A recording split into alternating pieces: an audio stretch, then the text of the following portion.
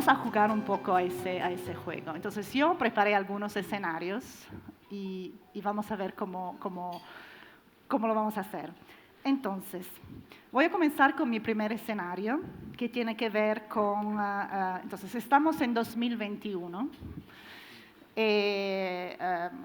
Lo que ha pasado es que ha habido un cambio constitucional y ya se puede reelegir el presidente para un segundo término. ¿Qué va a pasar? ¿Qué pasa? No sé, Luis, si quieres comenzar con esto, con ese juego. La pregunta es si es un juego. Ojalá. Yo creo que la única restricción verdadera que tiene el sistema político mexicano a lo largo de los últimos 100 años o casi 100 años es la no reelección. El dicho mexicano de que no hay mal que dure 6 años, yo creo que es real, es lo único que ha probado ser poderoso. Ha habido presidentes más poderosos que López Obrador en sus momentos que no han podido reelegirse, lo intentaron. Entonces yo creo que es un escenario poco probable. Ahora, si llegara a ser extraordinariamente exitoso, si la economía creciera al 8%, si las circunstancias se presentan y todo cambia radicalmente para bien y la inseguridad se resuelve, en fin, todo cambia dramáticamente, pues entonces sería el favor de los votantes que lo reeligieran en un momento dado. Yo creo que no es un escenario probable, pero no es un mal escenario si todas esas otras cosas pasan. ¿Y qué pasaría? Es decir, porque justamente lo que decías es que lo que estamos viendo es una situación bastante interesante, ¿no? Porque el presidente López Obrador tiene un poder que no se había visto en a lo mejor 20 años, ¿no? Entonces mayoría de las dos cámaras y todo eso. Entonces ya vemos esa tendencia un poco a consolidar y concentrar el poder en la presidencia. Y diría, bueno, el escenario justamente es un poco una exageración, ¿no? Como estoy de acuerdo que ojalá no pase, pero si pasara y si AMLO se elegiría otra vez para otros 6 sexenios, ¿qué cambiaría? Es decir, ¿qué iríamos a ver en la calidad de las instituciones en México y también en la calidad de la democracia, ¿no? y del Estado de Derecho? Me parece que esa es la pregunta más importante. Claro. De alguna manera, lo que ha demostrado el primer año para todos fin planes prácticos de López Obrador es que las instituciones eran mucho menos profundas y menos arraigadas de lo que muchos creían. Y la posibilidad, la facilidad con las que ha ido desmantelando, neutralizando o eliminando las instituciones, organismos autónomos y demás ha sido enorme. Y en ese contexto y sin resolver problemas fundamentales, la posibilidad de reelegirse, evidentemente hablaría de un cambio dramático en la naturaleza de la política mexicana y de los derechos ciudadanos. Ahora, el que pudiera reelegirse no quiere decir que lograra el voto para ser reelecto. Son dos cosas distintas. Yo creo que se juntaron cosas muy particulares en el año 2018 que hicieron posible el resultado que vimos. De alguna manera tiene que haber delivery para que pueda resolverse. Y delivery puede ser en diversas formas. Hasta ahora lo ha hecho básicamente con la promesa de atacar la corrupción. Pero atacar la corrupción tiene que resolverse de fondo, no nada más metiendo a alguien en la cárcel cada determinados meses. Y eso dura por un cierto tiempo, eventualmente eso ya es insuficiente. Y entonces mi segundo escenario, justamente mencionando el hecho de la corrupción, ¿qué pasaría si hubiera un escándalo de corrupción involucrando a, por ejemplo, un familiar del presidente? Valeria, por ejemplo. Creo que tenemos que entender. No se escucha. ¿Se oye? Sí. Ya, creo que ya. Creo que lo que tenemos que entender, y con todo lo que a mí me cuesta entenderlo, es que el presidente ve la corrupción de una forma distinta a como lo vemos probablemente todos los que estemos sentados en este foro. Para nosotros, entender la corrupción se trata de prácticas, de acciones, de implementar la ley, de hacer cosas. Para el presidente es un tema como de moral, como de si tu persona es honesta, entonces no vas a hacer ningún acto de corrupción. Una cosa que es distinta a la forma en la que lo podríamos entender normalmente, ¿no? Por ejemplo, en el sexenio pasado, pues cuando se hablaba de corrupción, que hubo muchos ejemplos, se hablaba de procedimientos legales para tratar de combatir la corrupción si eso era posible. En esta administración creo que el acercamiento es distinto. El tema es moral de una forma extraña y entonces las acciones que se hagan no sirven porque de hecho ni siquiera pretenden hacer nada, porque yo recuerdo en marzo de este mismo año, en el marco de la convención bancaria, el presidente dijo, ya no hay corrupción, ya se acabó la corrupción, antes había corrupción, ahora ya no hay. Evidentemente no hay una sola prueba, no hay una sola evidencia, no hay una sola nada, pero eso no le importa a él, porque es, pues ya, como estoy yo y yo me considero honesto, esto se acabó. Si hubiera uno de sus familiares involucrado en un escándalo de corrupción, que no dudo que pronto pudiera salir algo al respecto, yo creo que el presidente de entrada lo negaría, ¿no? Como que diría, no es cierto, no es cierto, no es cierto, porque la forma en la que él mantiene el discurso y mantiene la retórica diaria es así, ¿no? A mí hubo un tema que me sorprendió, lleva diciendo lo de la corrupción desde el día que entró, ¿no? Ya, la semana pasada salió el índice de transparencia internacional y misteriosamente bajamos muchos lugares en la percepción de corrupción. Es decir, ya no estamos como estábamos el año pasado en la percepción de corrupción, sino mejoramos como 22 lugares. Es increíble porque yo creo que no ha cambiado nada la corrupción, pero ese es mi punto. El hecho de que él lo diga todos los días como ya se acabó, ya se acabó, ya se acabó, aunque no haya nada de facto que pruebe que la corrupción ya se acabó, pues sí está incidiendo en la forma en la que la gente ve este problema.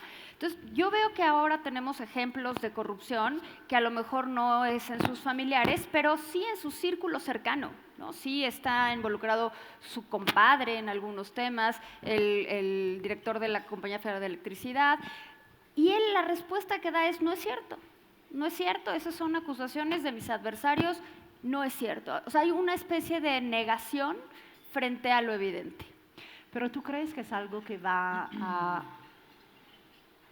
a ser exitoso en el largo plazo? Es decir, con respecto a los ciudadanos. Yo creo que no, yo creo que al final de cuentas, cuando nos demos cuenta y cuando la gente en términos generales se dé cuenta de que nada está cambiando, pues los hechos van a toparse con la retórica, ¿no? Los hechos van a confrontar a los dichos, la realidad va a confrontar a lo que se dice en todas las mañaneras y entonces probablemente pues cambie de nuevo esa percepción. Tendrá que, como decía Luis, tendrá que haber un delivery, porque no se va a quedar las cosas en los hechos nada más, en los dichos nada más.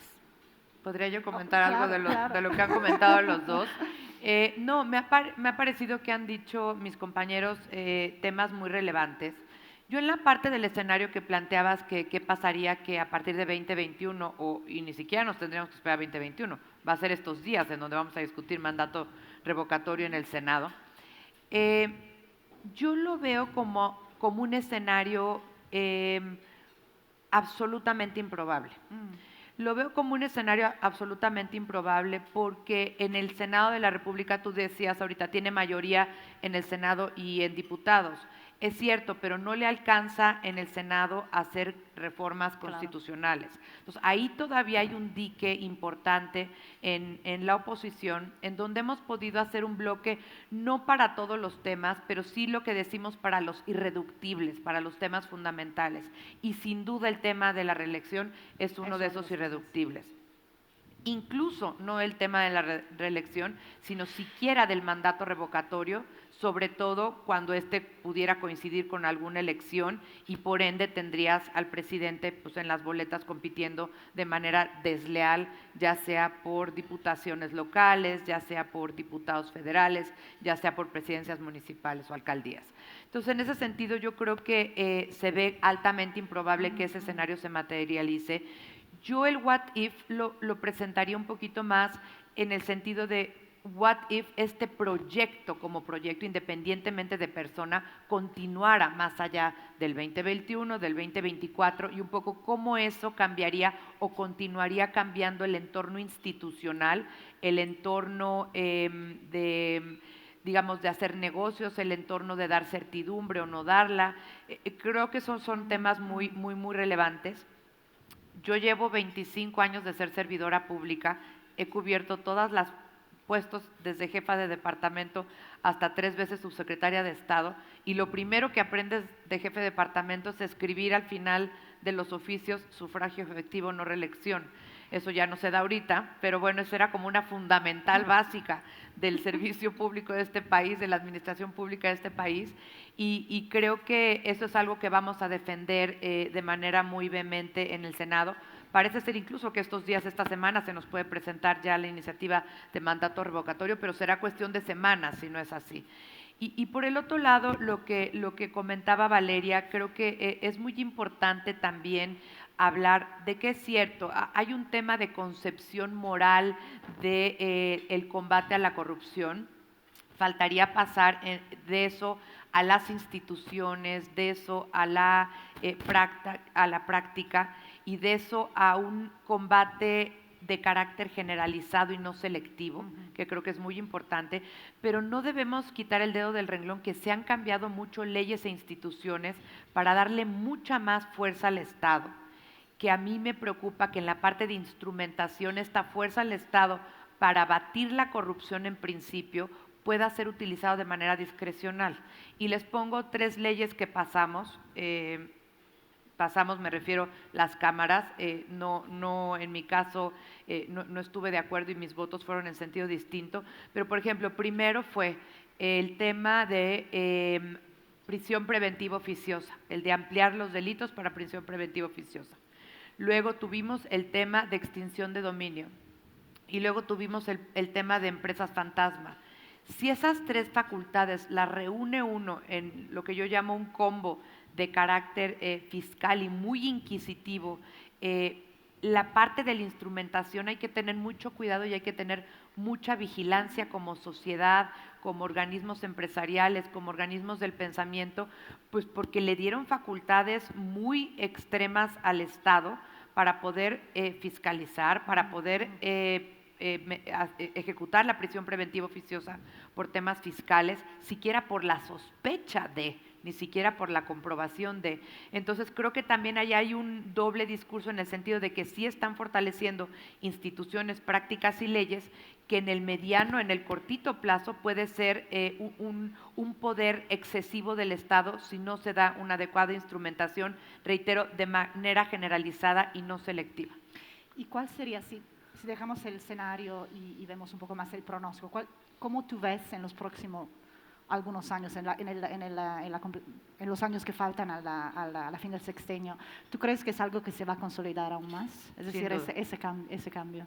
Sin duda, yo creo que estamos viendo un diseño institucional, un diseño ideológico que no transita bien con las instituciones independientes, que no transita bien con los pesos y contrapesos. A ver, en la reforma educativa, desde la parte constitucional hasta la parte de la semana pasada de las 3 leyes secundarias, yo como les decía, desaparecimos al primer instituto autónomo.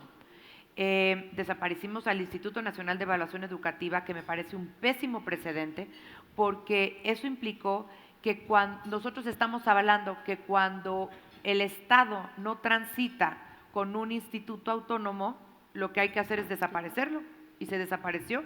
Y al rato, y pongo el what if, ¿qué pasa con el INEGI? ¿Qué pasa con Coneval? ¿Qué pasa con Banco de México?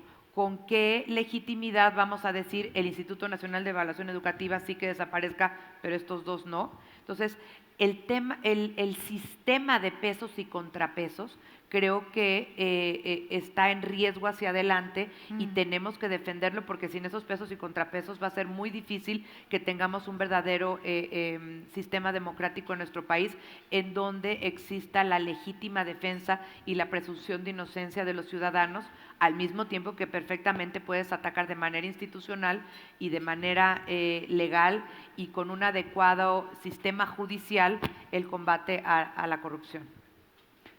¿Quieren añadir algo sobre eso? O sea, me parece importante recalcar lo que está diciendo Vanessa, me parece muy serio, porque sí, en efecto vimos la vulnerabilidad de las instituciones. Esta desaparición del INEE fue el inicio, ojalá que se quede ahí y ojalá que no haya más, pero en efecto desde el inicio de la administración del presidente, quizás desde antes, ha manifestado que no le gustan los organismos independientes, que no le gustan los organismos autónomos y en términos más generales que no le gustan los contrapesos.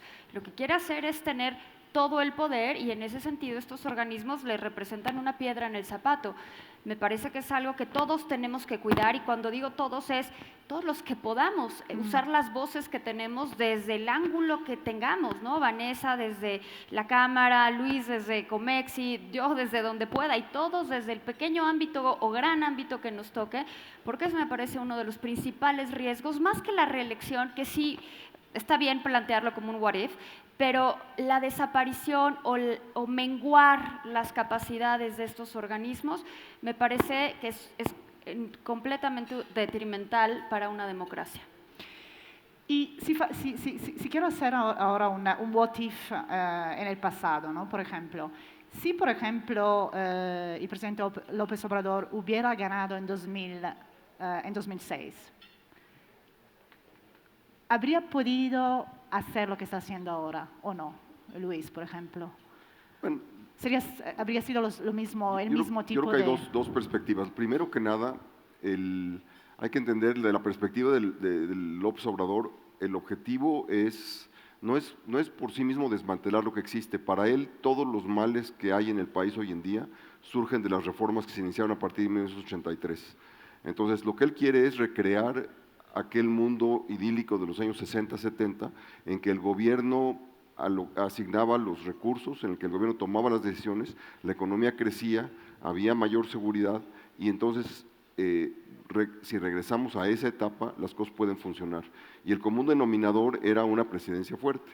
Entonces, el objetivo que él tiene no es nada más desmantelar por desmantelar, quiere construir un esquema distinto. Sin embargo, tiene un proyecto más de poder que de desarrollo económico. Y hay una presunción que a mí me parece que es la falacia principal, que es que se abandonó ese modelo por razones voluntarias, porque les pareció a ciertos presidentes que México debía incorporarse al resto del mundo porque era mejor hacer eso. Se hizo porque no había alternativa. Se hizo porque el país o el gobierno fundamentalmente había quebrado en 1982 y hubo que responder a esa realidad. Claro. Pero esa sensación de que todo funcionaba bien hasta 82 y todo empezó a funcionar mal a partir de 83 es el discurso que lleva varias décadas alimentándose y nutriéndose. Si vemos la década de 1970 hasta 82, las tasas de crecimiento fueron muy buenas, pero si vemos de 70 a 90, el promedio es desastroso y la razón de ello es que hubo que pagar los platos rotos en los años siguientes. Se creció mucho porque el precio del petróleo era alto y porque se contrató muchísima deuda. No se creció mucho porque hubiera una estructura propicia para que creciera. Entonces, en ese contexto, si yo lo hubiera ganado en el 2006, en retrospectiva, yo creo que uno tiene que ser cuidadoso con lo que quiere, porque hubiera ganado con 35%, hubiera tenido menos control de las cámaras sin duda, pero lo que demostró el presidente anterior, Peña Nieto, es que pudo reformar lo que quiso sin tener mayoría en ningún momento en ninguna de las dos cámaras, y lo que evidencia es que los supuestos pesos y contrapesos que muchos creían que México tenía, realmente no lo eran. El presidente pudo hacerlo, lo pudo hacer comprando votos, lo pudo haciendo imponiéndose, lo pudo haciendo negociando, cualquiera que sea el método que haya utilizado, más legítimo o menos legítimo, el hecho es que cambió la realidad constitucional de México en temas fundamentales históricos como la energía, como la propiedad de los recursos petroleros, por lo menos la explotación de los recursos petroleros, la educación y demás, y sin embargo no tenía mayorías. Entonces, yo creo que un presidente hábil y diestro como es López Obrador hubiera podido hacer mucho de lo que está haciendo ahorita, también en 2006. La gran diferencia hubiera sido que no estaba en discusión ni en riesgo el Tratado de Libre Comercio. Claro. Y eso viene, no de México, viene de fuera. Entonces, el contexto hubiera sido tan distinto, porque al final de cuentas, NAFTA fue concebido en buena medida para un escenario como el de que hubiera venido López Obrador.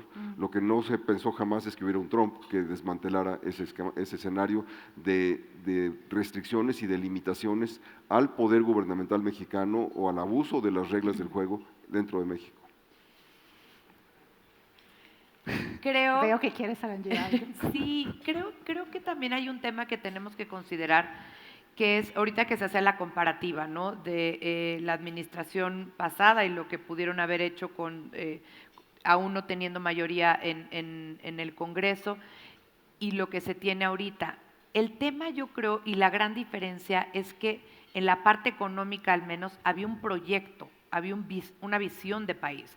O sea, tú tenías, vamos a liberalizar las telecomunicaciones, vamos a buscar inversión privada en el sector energético, vamos a hacer más eficiente y más profundo el sistema financiero.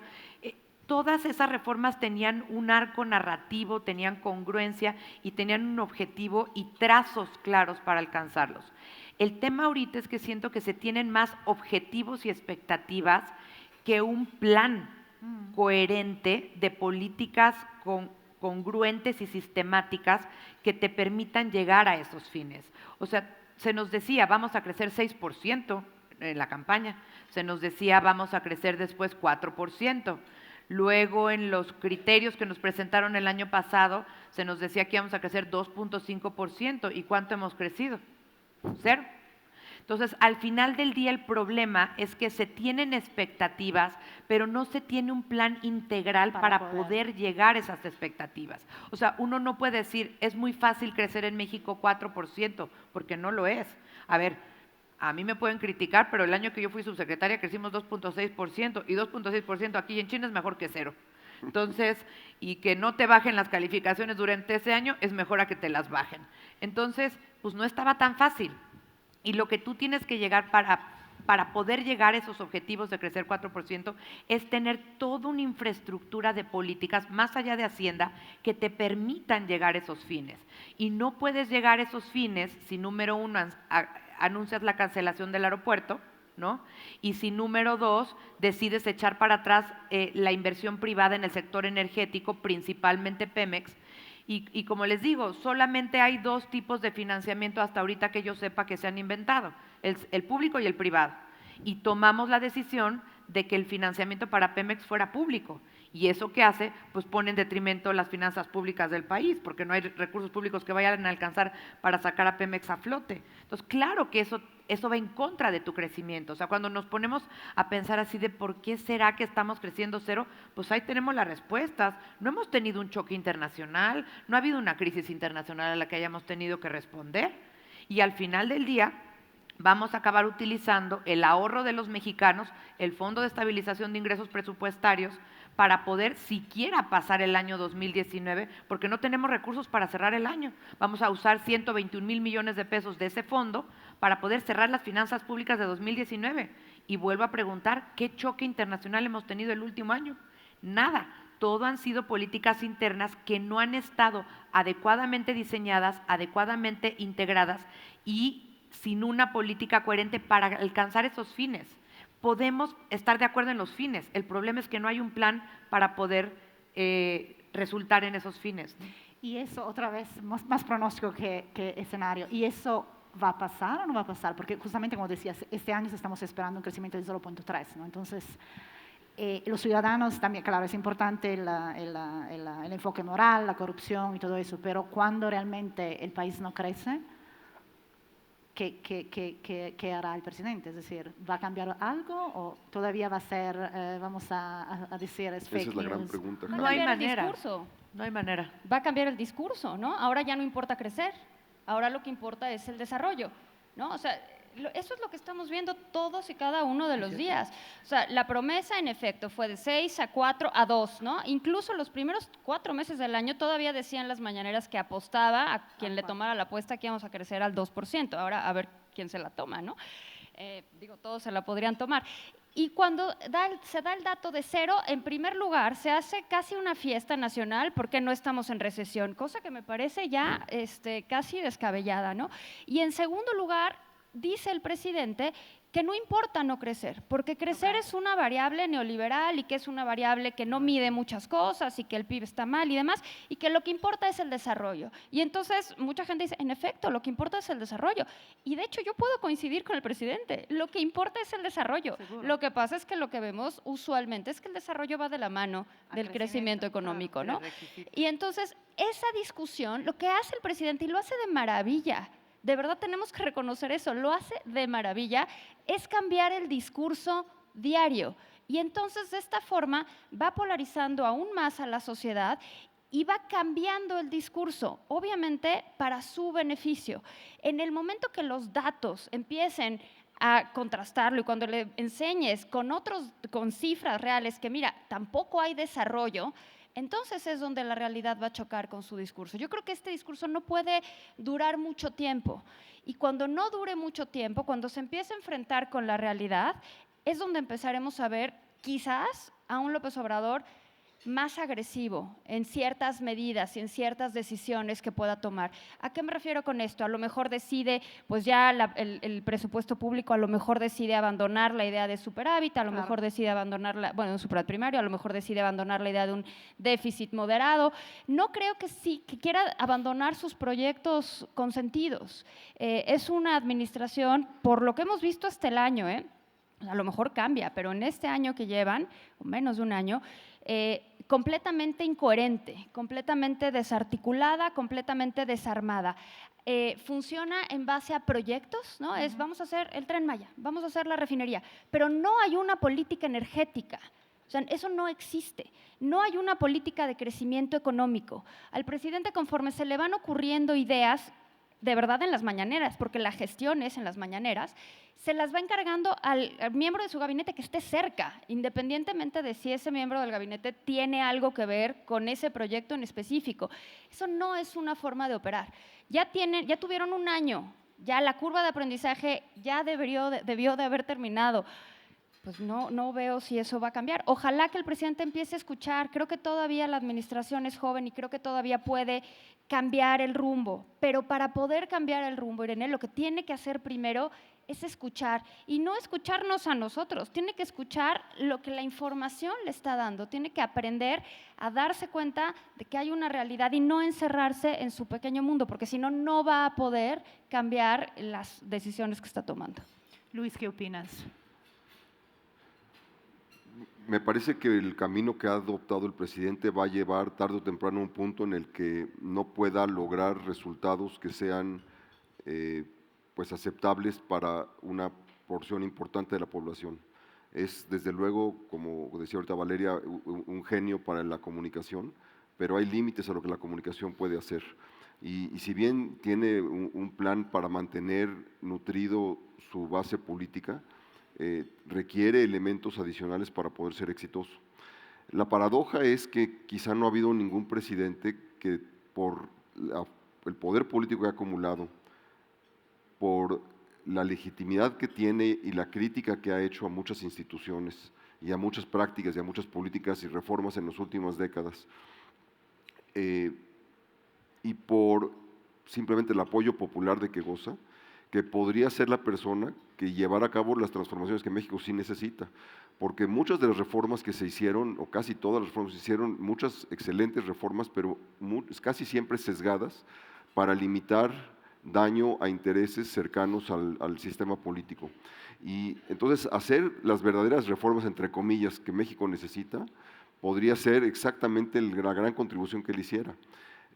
La paradoja, desde luego, es que él cree que eso es todo lo malo que no hay que hacer. Pero si llega a atorarse, si llega a que no funcione, si el crecimiento no nada más ya no se levanta, sino que va disminuyendo, si entramos en una recesión, y si todas las nubes difíciles que hay en el mundo en este momento, Brexit, la economía europea, la potencial recesión en Estados Unidos, el futuro del Tratado de Libre Comercio, el nuevo, es decir, todos estos elementos que se pueden poner muy complicados, crean un entorno en el que si tuviera él la disposición y la concepción de que se puede hacer una transformación verdaderamente radical y que beneficiara a todo el mundo y que se dedicara a ser absolutamente incluyente el crecimiento de la economía y que fuera promotor de la movilidad social.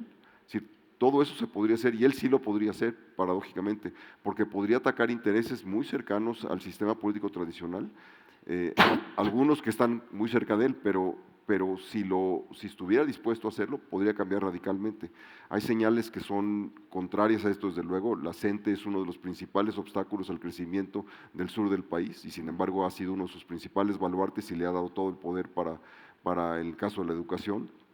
En el caso de Oaxaca y Chiapas, no nada más la educación, controlan presupuestos, controlan procesos, controlan decisiones importantes. Entonces, todos esos son tipo de impedimentos al crecimiento que ha habido por muchas décadas. Yo creo que hay una gran oportunidad, ojalá esté dispuesto a tomarla, no lo creo, pero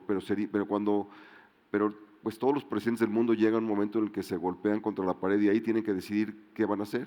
¿Se va a radicalizar o va a reconocer que hay otras posibilidades y otras oportunidades? Sería una gran oportunidad para México esa. Y eso es si vamos a darle probabilidad, no sé qué sería la probabilidad de eso, ¿no? Depende de los temas. Depende de los yo temas. creo que es un tema de análisis quizá medio arriesgado, pero no veo, después de lo que he leído los últimos días, aunque parecía en algún momento, y ustedes también seguramente escucharon por ahí, que se le empezó a mover una patita a Texcoco. Yo creo que ya con las últimas cosas que se han dicho en las mañaneras, yo creo que esa ya la doy por el menor porcentaje posible. Pero a ver, hay dos sectores en donde creo que las cosas se están moviendo y se percibe, se huele y se ven las notas y se percibe también en los mercados internacionales. Uno es esta posibilidad de un gran plan de infraestructura en donde necesariamente necesitas asociaciones público-privadas. Entonces sí tendría que haber un replanteamiento, porque antes las asociaciones públicas privadas eran vistas como algo nocivo, ¿no?, por esta administración. Entonces ahí sí tendría que haber una narrativa que pudiera darle una salida a poder hacer APPs para detonar infraestructura, pero también para eso tendrían que destinar recursos en el presupuesto para inversión en infraestructura física. Y la inversión en infraestructura física que nos acaban de presentar para el presupuesto 2020 trae una reducción de 5.9%. Entonces, ahí algo tendría que suceder. Y luego, por el otro lado, además de la de infraestructura, creo que también podríamos ver quizá algún cambio, alguna modificación en la parte energética.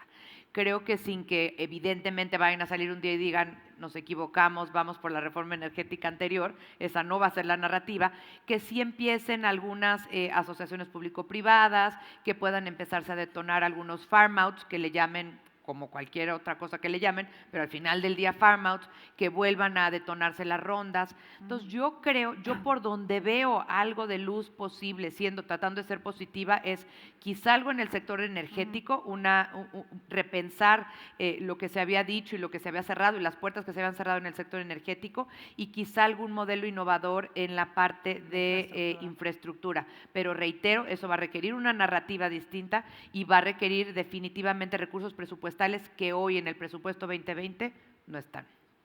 Entonces tenemos 10 minutos, pero quería hacer el escenario final, justamente porque nos enfocamos mucho en las políticas domésticas de México. Pero justamente, Vanessa, mencionaste también, y también Luis, lo que está pasando en el entorno internacional, ¿no? Hay muchas nubes, año de elección el año que viene en Estados Unidos. Entonces, ¿qué va a pasar, por ejemplo, si el crecimiento económico se va a estancar más de lo que estamos esperando? Entonces, recesión el año que viene. En México, en el resto de la región, más pobreza, más violencia, más emigrantes a Estados Unidos. Al otro lado tenemos Trump, que claro, seguramente irá aumentando su retórica y sus acciones contra la migración y también a nivel de políticas comerciales. Entonces, si por ejemplo asumimos que el nuevo Tratado de Libre Comercio no se haya ratificado a esas alturas, Trump decide de salirse del NAFTA y de imponer un arancel de 35% por las autopartes que vienen de México, ¿qué pasaría? Mira, yo lo que creo, desde mi perspectiva de análisis y después de estar yendo mucho a Washington y platicar con congresistas allá, sobre todo con senadores tanto demócratas como republicanos, pero sobre todo dado el contexto ya preelectoral en Estados Unidos y le aunamos la tensión tan fuerte que se está dando ahorita entre republicanos y demócratas por el tema del posible impeachment, yo veo muy improbable que vaya a pasarse el tratado este año. Y si no se pasa este año, pues básicamente se va a quedar en un impasse que no sabemos cuándo se vaya a retomar. En ese sentido, creo que lo que sucede, me preguntaban un poco, ¿y qué pasa con el comercio día a día? ¿Cómo van a entrar los bienes y servicios? La verdad es que yo creo que eso es lo de menos. El 80% del comercio hoy por hoy ya no entra por las reglas NAFTA, entra más por las reglas de la OMC. Entonces, la parte diaria del comercio no va a sentir un choque tan fuerte. Lo que sí se va a desanclar la confianza mexicana. O sea, yo creo que vamos a tener un choque importante a esa confianza, un choque importante a volatilidad. Y otra vez, nos quedamos a merced de tuitazos. Y entonces, esa merced de tuitazos, pues tienes el tuitazo light, tienes el tuitazo medio y tienes el tuitazo grave. El tuitazo grave es el que tú estás diciendo, me voy a salir del TLC. Claro que eso es un proceso larguísimo. Acuérdense que ya nos pasaron varias de esas amenazas hace 2 años, ¿no? Entonces, pero eso lo que hacía era aumentar la volatilidad, aumentar la incertidumbre. Y si encima aquí en México lo que estamos generando con una serie de decisiones es justamente incertidumbre, justamente desanclar la confianza, pues es una mala mezcla. Entonces, yo lo que creería es, sobre todo en la parte financiera y en la parte de confianza, estaríamos desanclando un elemento fundamental que daba cierta certidumbre a los mercados y nos quedaríamos sí con el Tratado de Libre Comercio anterior, pero sujetos a los vaivenes del proceso electoral en Estados Unidos, en donde pues básicamente vas a tener, si trabajas en la Secretaría de Hacienda, como me tocó en el 2017, pues tenías que tener por un lado la pantalla de Bloomberg y por el otro lado la cuenta de The Real Donald Trump y ver cómo se iban moviendo las dos variables y pues agarrarte y ponerte el cinturón y ver qué acciones ibas a tomar para tratar de reducir la volatilidad financiera en el país. Bueno, me ponen preguntas del Big Brother, me ponen preguntas y respuestas, así que voy a abrir a la... Hay preguntas, por favor, se presenten y preguntas muy cortas y que tenemos más tiempo para poder contestarlas. Por favor. Buenas. Pregunta para Luis Rubio. ¿Cuáles son las reformas pendientes que mencionaste que el presidente López Obrador pudiera hacer o sería bueno que hiciera en algún momento? Yo creo que las principales tienen que ver con, no te puedo hacer un listado, Jorge, pero lo que sí se podría hacer es todo lo que tiene que ver con hacer mucho más competencia en la economía, con mucho mayor facilidad de acceso para nuevas inversiones, con mucho menos protección del gobierno a inversiones ya existentes, a empresas ya existentes, de tal manera que se detone el crecimiento de empresas más pequeñas. Tenemos un sector financiero tremendamente sesgado hacia las empresas grandes, con muy poco acceso a las pequeñas. Yo creo que y además habría que eliminar o pues vulnerar a los grupos políticos, sindicales, empresariales que bloquean el crecimiento y que hacen imposible la inversión. El caso de la CENTE que mencioné es quizá el más evidente. Si un grupo puede impedir que se desarrolle infraestructura o que se establezcan empresas en Oaxaca o en Chiapas, eso tiene que ser atacado, no hay de otra manera. Y hay maneras directas y maneras indirectas de hacerlo. Entonces, no es necesariamente reformas en el sentido de que el Senado y el Congreso aprueben cierta reforma, es acciones gubernamentales que cambien la realidad cotidiana. Algunas requerirán leyes, pero no todas. ¿Quieren decir algo? Valeria. Yo sé que la pregunta no era para mí, pero perdón que me meta. Yo creo que hay un tema de reforma al sistema de pensiones y Claro. que debería pocos presidentes tienen la popularidad para hacer una reforma de pensiones. Nadie quiere tocar ese tema porque independientemente de cómo la hagas, vas a tocar intereses muy arraigados en la sociedad. Creo que el presidente tiene la oportunidad de hacerlo. No creo que lo haga, pero si un presidente tiene la popularidad o la aceptación o el capital político, como solemos decir, es este presidente. Me encantaría ver que empieza a tocar ese tema, porque además en temas de finanzas públicas empieza a ser un problema que no va a hacer más que crecer hasta que la dinámica poblacional cambie y eventualmente pues a alguien le va a reventar la papa caliente, ¿no? Y agregaría rápido dos cosas. Uno es que el tamaño de la economía informal simplemente impide el desarrollo de la economía de una manera dramática. Quienes pagan impuestos y la economía formal, el porcentaje que se paga de impuestos no es muy distinto a muchos países desarrollados, es el promedio nacional que es muy bajo. Entonces habría que atacar el sistema fiscal en el sentido de la economía informal y habría que entrarle al tema más profundo que es la economía de la extorsión, que es lo que impide que el país funcione. El policía que extorsiona, el inspector que extorsiona, el gobierno en general que extorsiona, una empresa que extorsiona en las pequeñas, es decir, todo el círculo vicioso de extorsión que caracteriza a la economía mexicana y que le impide simplemente funcionar. Y es uno de los problemas intratables, ¿no? Vanessa, ¿querías añadir algo? Simplemente comentando algo de lo que decía Valeria, yo creo que la reforma del sistema de pensiones es fundamental. El problema es que en un contexto de crecimiento cero y en un contexto en donde estás sudando la gota gorda para cerrar tus finanzas públicas en el 2019, una reforma en el sistema de pensiones necesita recursos.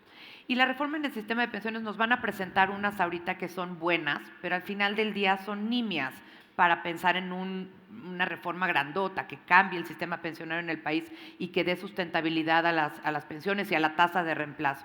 Miren, dos datos muy relevantes. Cuando se hizo la reforma en 1997, lo que se decidió que los trabajadores del sector privado contribuyeran es 6.5 del salario base de cotización. 10 años después, el legislador en el 2007, cuando hizo la reforma del sector público, se decidió que se iba a contribuir 11.3 del salario base de cotización. Entre 6.3 y 11.3 hay una diferencia abismal si uno implica ahorro de 40, 50 años. Entonces tenemos que hacer que esa diferencia caiga y simplemente con 6.5% del ahorro no hay manera, no hay número que te dé, no hay dato actuarial que te dé para que tengamos todos una buena pensión. Entonces ese creo que es un dato relevante. Y les voy a decir algo que no debemos de hacer, no debemos de seguir generando desconfianza para la inversión. Mañana en la Comisión de Trabajo, de la cual soy miembro, nos van a presentar una iniciativa en donde los salarios que se podían pagar caídos a un trabajador que hiciera una demanda laboral tenían un tope de 12 meses. Ese tope se quiere quitar y se va a ir al infinito. Entonces imagínense las liabilities laborales que esto va a implicar e imagínense la incertidumbre que eso genera para invertir en México por el riesgo laboral que una demanda contra una empresa podría implicar. Entonces, hay cosas que se deben de hacer y hay cosas justamente que van en la dirección incorrecta como esta. ¿Otras preguntas? Una ahí. Si se puede presentar rápidamente también. Gracias, Miriam Acuña de GBM. Mi pregunta es para Vanessa Rubio, sobre todo porque estuviste dentro de la administración. ¿Cuál es tu escenario base de aquí a 2024, principalmente en finanzas públicas y calificación crediticia? O sea, ¿pensarías que Moody's y Standard & Poor's se equipararían a la calificación que hoy tiene Fitch o incluso el riesgo de una calificación más baja al nivel que hoy tiene Fitch es probable? ¿Cuál es tu escenario base con respecto a eso? Mira, te contestaría, gracias por la pregunta, y te contestaría en dos niveles. Uno, el tema de crecimiento es muy importante y creo que ahorita ya empieza a preocupar. O sea, ¿qué preocupa a las calificadoras? Y estaba hablando mucho con ellas. Número uno, ya les empieza a preocupar mucho el crecimiento, porque te dicen, no ha habido ningún choque internacional porque están creciendo cero. La otra que está preocupando es el tema de la no ratificación del TEMEC, porque su escenario central estaba basada en que 2020 contara con el TEMEC como un anclaje de certidumbre al país. Y otro tema que está preocupando es justamente la situación de Pemex. Y les voy a decir, no les voy a decir qué calificadora, pero me contestaron, me dijeron, no, ya no estamos preocupados tanto por Pemex, no, ahora estamos más preocupados por el soberano, porque por los recursos que está inyectando el soberano a Pemex, pues ahora sí que es el peor de los escenarios, ¿no?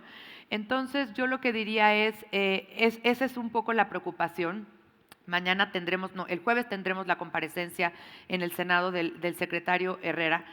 Y un poco mi pregunta es, nos están proponiendo un crecimiento de entre 2 y 2.5 para 2020. ¿Cómo vamos a pensar en crecer en el 2020 2 o 2.5, si nos dijeron el año pasado que íbamos a crecer 2 y 2.5 y ahorita estamos creciendo 0, y si lo que están haciendo es una proyección inercial, pues una proyección inercial de 0 te da 0, no te da entre 2 y 2.5. Entonces, ahí siento que, como decían mis compañeros, o hay un cambio drástico del cual no sabemos y sería importante saber cómo piensan llegar a ese 2, 2,5, o de plano, pues no vamos a llegar a ese crecimiento, vamos a tener un cierre de finanzas públicas muy crítico y vamos a tener un 2020 muy volátil, porque a diferencia del año pasado, ahí sí tenemos el desenlace del Brexit, ahí sí tenemos la guerra comercial China-Estados Unidos, ahí sí tenemos la suspensión de pagos en Argentina, ahí sí tenemos el ataque de drones en Arabia Saudita. Entonces ya la cosa internacional se está poniendo mucho más compleja de la que hemos vivido el último año. Había otra pregunta, ¿no? Aquí.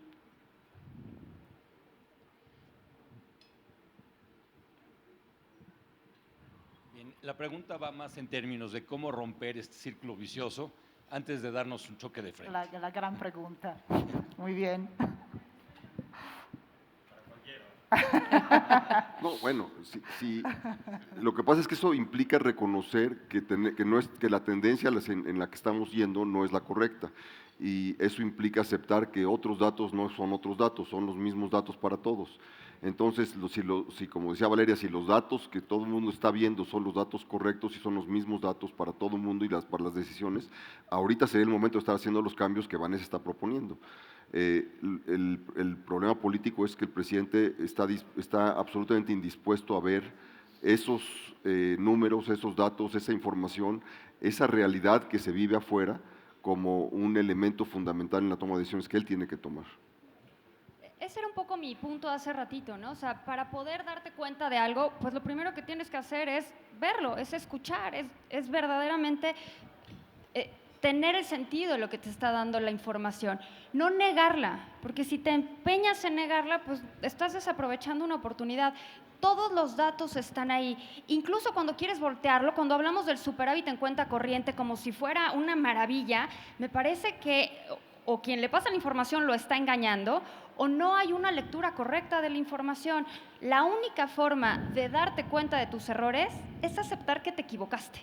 Y si eso no pasa, es imposible cambiar de rumbo. Pero yo creo que estamos a tiempo. Y mira que yo no soy optimista, creo que no está en mi naturaleza ser optimista, pero sí creo que hay chance de hacerlo. Hay una oportunidad enorme. Todavía es una presidencia joven. Podrían hacerlo si así lo quisieran. Yo sí soy optimista y siempre desbordo optimismo y creo que estamos en muy buen momento para corregir todavía. Este año, aunque a mí no me hubiera gustado y lo he platicado con el secretario Herrera, que se hubiera utilizado el fondo de estabilización porque era un ahorro para crisis, no un ahorro derivado de políticas internas. Bueno, pues tenemos esa posibilidad de sacar el presupuesto, de sacar el cierre de las finanzas públicas 2019 con el fondo de estabilización, pero sí creo que hacia adelante tendrías que tener alternativas de corrección de muchas políticas. Ahora sí que le echen la mano a Hacienda. Yo siempre digo, soy hacendaria de 14 años y siempre digo, pues Hacienda está entre la espada y la pared, porque a ti te piden, tienes que cerrar tus finanzas públicas, no puedes pedir más deuda, tienes que ser fiscalmente responsable y encima traes una serie de presiones presupuestarias, ¿no? Y por el otro lado no estás creciendo. Entonces, pues la ecuación es absolutamente complicada. Entonces, yo creo que tendrían que ayudarle a la Secretaría de Hacienda otra serie de políticas, reitero, la parte de inversiones, reitero, la parte de infraestructura, reitero, la parte energética, que juntos pudieran ayudarle a la Secretaría de Hacienda a coordinar y a construir un plan de crecimiento. O sea, yo ahorita el plan para 2020 tiene que ser cómo crecemos. Ya no, el del año pasado era vamos a crecer 4%, vamos a crecer 2% y 2% es poco, queremos llegar a 6%, pero ahorita ya no estamos en ese escenario. Ahorita el escenario es estamos creciendo 0, ¿cómo todos juntos podemos hacer que con una serie de cambios políticos y ajustes crecemos en el 2020? Bueno, con esas palabras de optimismo y realmente con el mantra que debe ser el desarrollo y el crecimiento, vamos a concluir ese panel porque ya llegó el secretario Herrera. Entonces, muchas gracias. Espero que le haya gustado ese ejercicio de futurología y muy interesante. Muchas gracias. Vamos a escuchar al secretario. Rachel, muchas gracias.